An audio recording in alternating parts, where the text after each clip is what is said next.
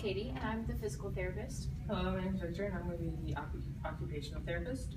Okay, so you have cerebral palsy, so we're going to work with you to kind of reduce your muscle spasticity and everything and get you ready for school in the fall, so that way you fit in and you get along with all your classmates and you can feed yourself and you can walk around and you can do everything you need to do to take care of yourself in your daily life.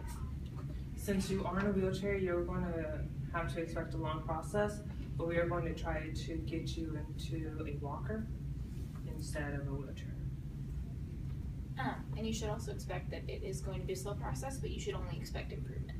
And then, so we have 3 major goals for you, and one of them is to be able to feed yourself, and the other is to keep your muscles and your joints loose so you can move around and have a little bit bigger range of motion. And the other thing that you should expect is that you should be able to put on a jacket by the time you go to school, and we expect that in the 6 months, but it is going to be a long process, so just expect that.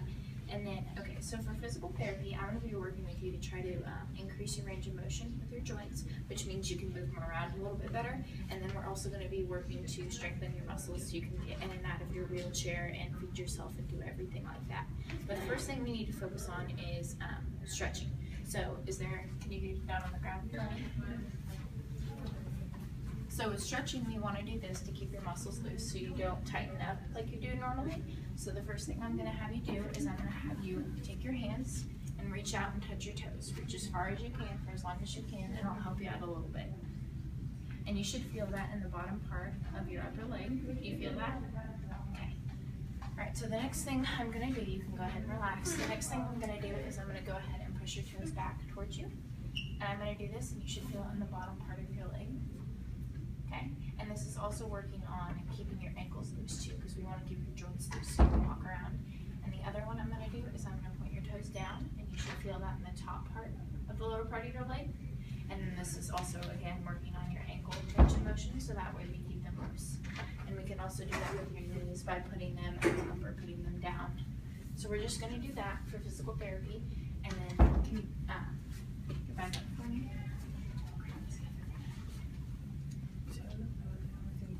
Okay, and so for physical therapy, for the most part, we're going to work on, like I said, keeping you loose and everything, but we're also going to work with some strengthening exercise, and I'll show you those later. And then the other thing that I'm going to work with you with is bracing, because your back is going to, as you get older, your back can lean to one side or the other, so we want to keep those muscles in place.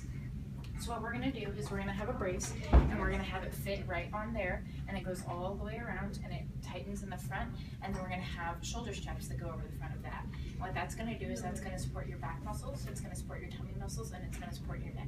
So that keeps your muscles stretched out, and it's also going to keep your muscles from tightening up too much, and then it's going to keep you from leaning to one way or the other. Have any questions? Okay.